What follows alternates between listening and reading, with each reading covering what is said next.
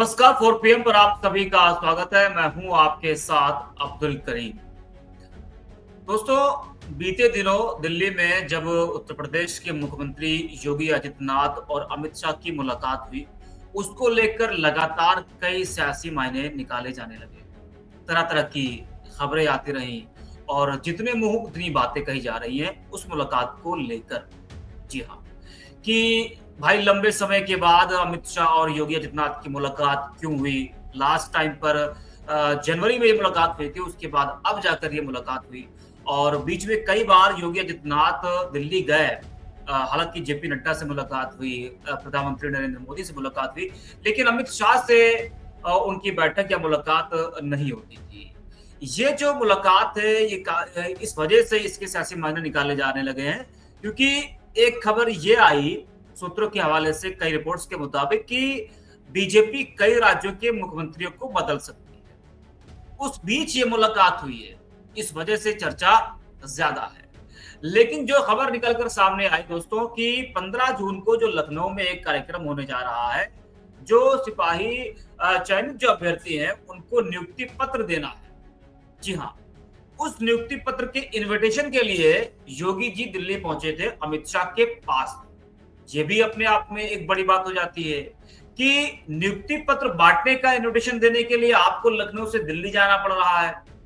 अच्छा, हमेशा उत्तर प्रदेश में देखा गया है कि जो श्रेय है वो योगी जी को ही गया है ना? अगर उत्तर प्रदेश में कोई बेहतर होता है, कुछ अच्छा होता है तो उसका श्रेय योगी आदित्यनाथ को मिलता है और अगर कुछ खराब होता है तो उसका श्रेय जाता है दिल्ली को।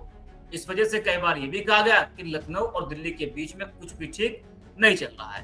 इस पर भी हम करेंगे चर्चा। वहीं बीजेपी के जो राष्ट्रीय अध्यक्ष हैं, उस पर अभी मुहर नहीं लग पा रही है। किस नाम को किसको बनाया जाएगा, अभी ये तय नहीं हो पा रहा है।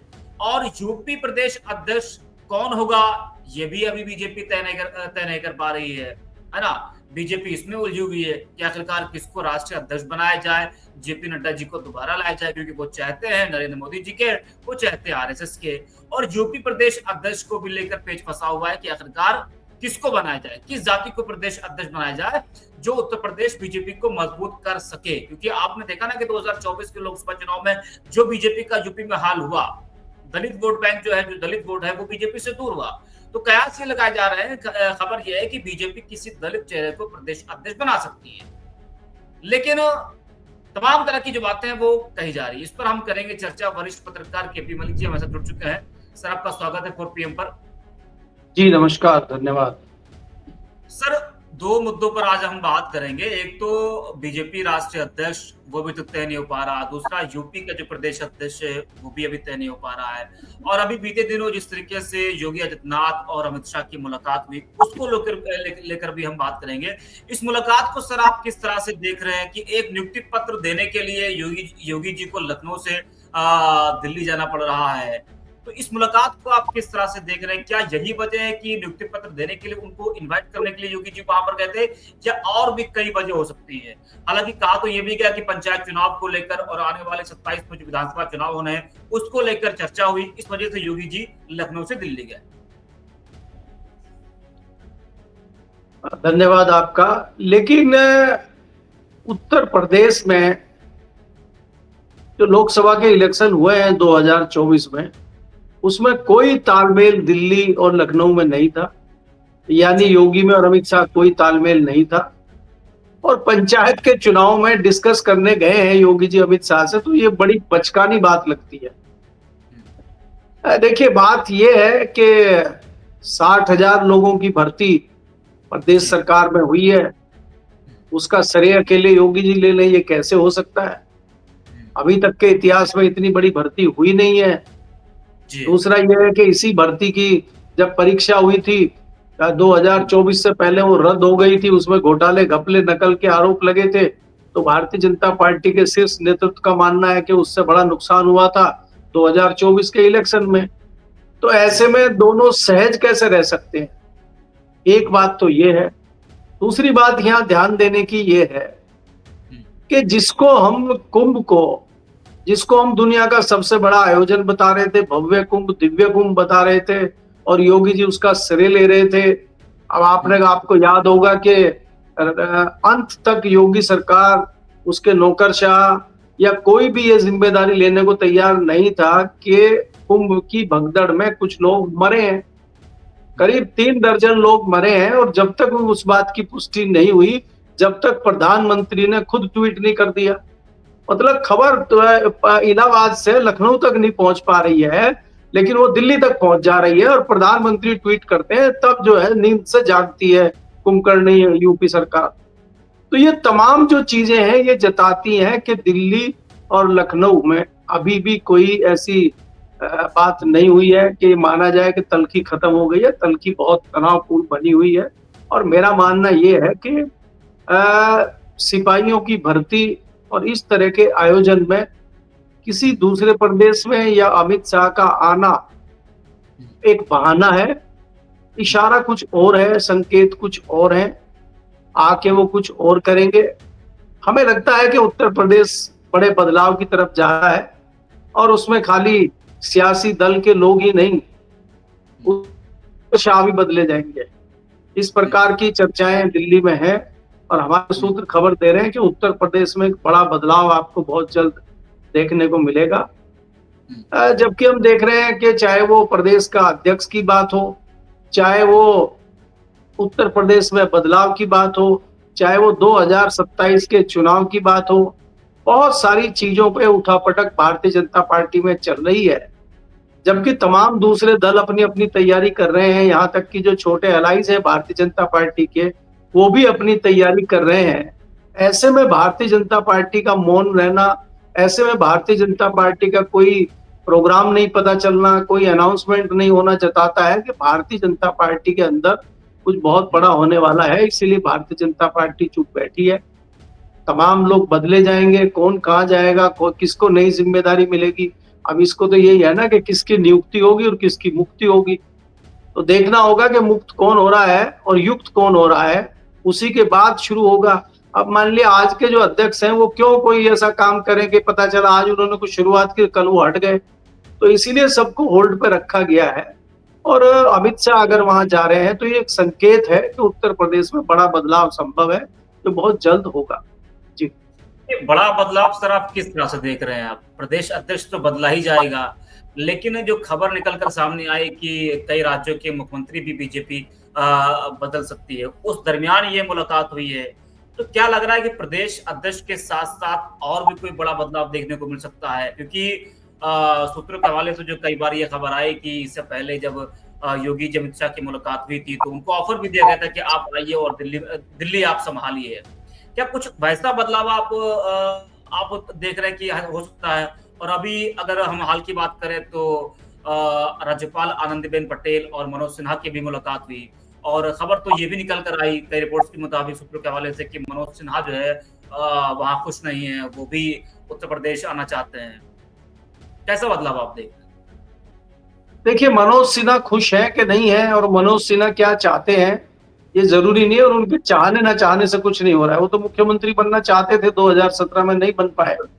उनके चाहने ना चाहने से कुछ नहीं है। दिल्ली क्या चाहता है वो जरूरी है। दिल्ली ने साफ कर दिया है कि जो तल्खी बनी हुई है वो तल्खी 2024 में बढ़ गई है, उससे कहीं ना कहीं शीर्ष नेतृत्व खपा है, और उसकी बलि जो है वो योगी की लेना चाहता है। आप देखेंगे 2024 के बाद कोई सहज मुलाकात हमें प्रधानमंत्री मोदी और मुख्यमंत्री योगी की दिखाई नहीं दी है। मोदी जी तमाम मुख्यमंत्रियों से मिल रहे हैं, चाहे वो भारतीय जनता पार्टी के हों, चाहे वो दूसरे किसी दल के हों। दिल्ली अगर कोई मुख्यमंत्री आता है तो 80% मुख्यमंत्रियों की मुलाकात प्रधानमंत्री से होती है। पिछले दिनों अभी दूसरी मुलाकात दिल्ली की मुख्यमंत्री रेखा गुप्ता की प्रधानमंत्री मोदी से हुई, जबकि लगातार टाइम योगी जी मांग रहे हैं और मोदी जी उनको टाइम नहीं दे रहे हैं। तो ये जताता है कि मोदी जी बहुत नाराज कहीं ना कहीं योगी जी को लेकर हैं। और वो जो एक घटना हुई थी, आपको याद होगा, प्रधानमंत्री जब बनारस आए थे और बनारस में एक दर्दनाक घटना हुई थी, एक लड़की के साथ जिस प्रकार से वो रेप की घटना हुई और तमाम चीजें वहां हुई, और उत्तर प्रदेश सरकार ने उसको दबाने का काम किया और बहुत अच्छे तरीके से वो परिवार को न्याय नहीं मिला, तो प्रधानमंत्री ने सीधे संज्ञान उस पर लिया था और प्रधानमंत्री ने जो वरिष्ठ नौकरशाह थे उनको तलब किया था एयरपोर्ट पे ही। और तो ये तल्खी जताती है कि दिल्ली लखनऊ के बीच बहुत तल्खी है। नहीं तो प्रधानमंत्री मुख्यमंत्री से रिपोर्ट लेते हैं और मुख्यमंत्री को ही कहते हैं कि इस रिपोर्ट पर संज्ञान लीजिए और इस पर एक्शन करिए। लेकिन प्रधानमंत्री मुख्यमंत्री को नहीं कह रहे हैं, डायरेक्ट जो है अधिकारियों को कह रहे हैं। तो ये जताता है कि प्रधानमंत्री कहीं ना कहीं योगी के और प्रधानमंत्री के बीच में तल्खी है। और अगर प्रधानमंत्री के योगी के बीच में तल्खी है तो जाहिर सी बात है नितिन अमित शाह और योगी के बीच में भी तल्खी है।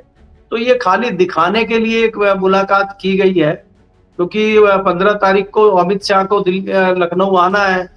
तो इसलिए ये हो गया कि एक निमंत्रण पत्र देने गए हैं। कोई इतना बड़ा आयोजन तो है नहीं कि उसमें गृह मंत्री का आना बहुत जरूरी है। कोई अनोखी घटना तो हुई नहीं है, कोई दोबारा तो कुंभ हो नहीं रहा है। तो इसलिए सारी चीजें हैं। और अमित शाह जैसे लखनऊ आएंगे, उस पुलिस भर्ती की नियुक्ति पत्र के बाद उनकी कई सारी बैठकें अलग अलग लोगों के साथ होंगी और आपको एक अंदाजा हो जाएगा कि क्या क्या चीजें बदली जा रही हैं और क्या क्या बड़े बदलाव उत्तर प्रदेश में होने वाले हैं। जी सर, जैसा कि शुरुआत में हमने कहा कि जिस तरह से हमेशा अगर उत्तर प्रदेश में कुछ बेहतर होता है तो उसका श्रेय जाता है योगी जी को, अगर कुछ गड़बड़ होती है तो उसका श्रेय जाता है दिल्ली को। तो क्या ये जो मुलाकात है ये सिर्फ एक संदेश देने के लिए है और एक दिखावे के लिए है कि बीजेपी के अंदर और एनडीए में कुछ भी गड़बड़ नहीं है, सब कुछ ठीक है? क्योंकि जिस तरह से अभी आपने देखा कि जो बीजेपी के जो सहयोगी दल है उनके जो बयान सामने आए पंचायत चुनाव को लेकर और जो तमाम तरह की जो खबरें आती रही दिल्ली लखनऊ के बीच में, तो क्या ये संदेश देने का प्रयास किया गया है कि जो है सब कुछ ठीक है, कुछ भी गड़बड़ नहीं है? नहीं, देखिए ये तो क्या होता है कि ये तो 2024 में ही पता लग गया था। जी। अब तल्खी दिल्ली और लखनऊ के बीच में तो 2017 से ही है, लेकिन वो चीज खुल के नहीं आ रही थी, उसका कहीं प्रूफ नहीं था, लोग खाली जुबानी जंग लड़ रहे थे।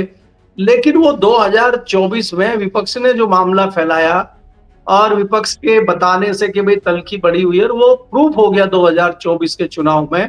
तो अब सबको पता लग गया है कि दिल्ली और लखनऊ के बीच में तल्खी है, नाराजगी है कहीं ना कहीं। अब वो मामला बाहर आ गया है।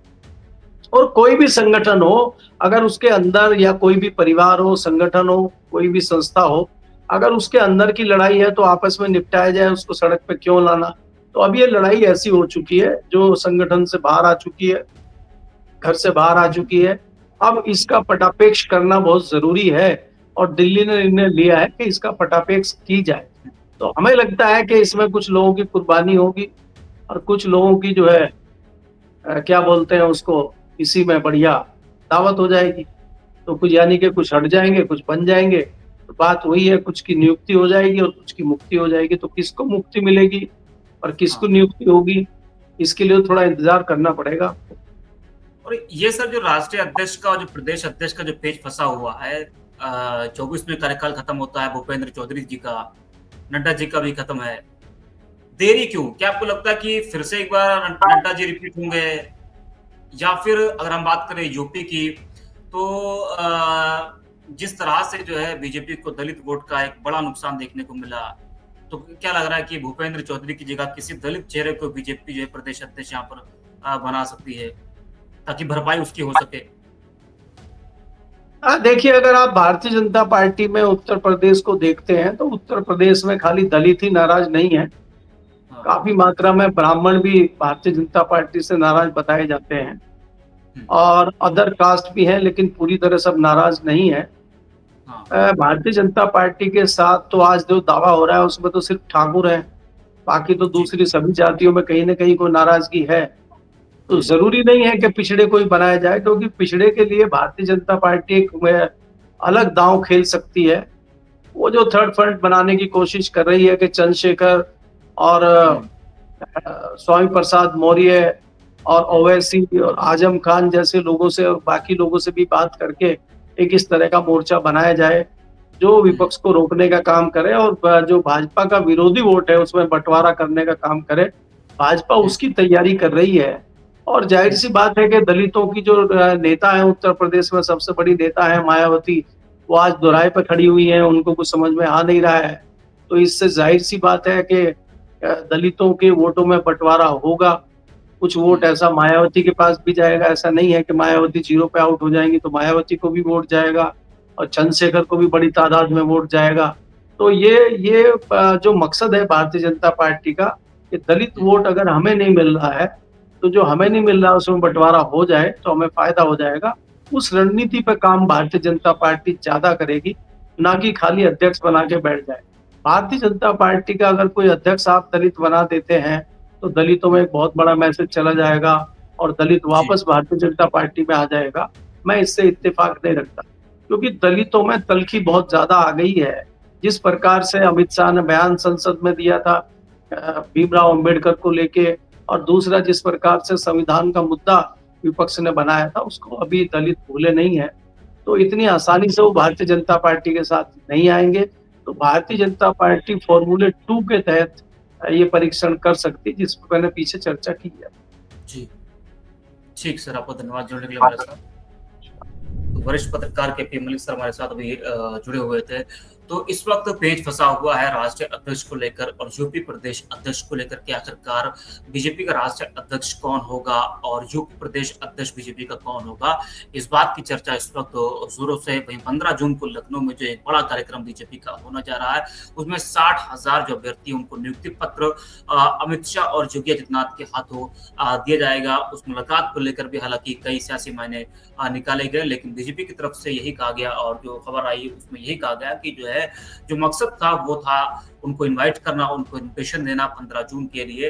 हालांकि लंबे समय के बाद ये मुलाकात हुई है, इस वजह से जो है चर्चा इस मुलाकात की ज्यादा हो रही है। तो आज के लिए इतना, रिपोर्ट किया।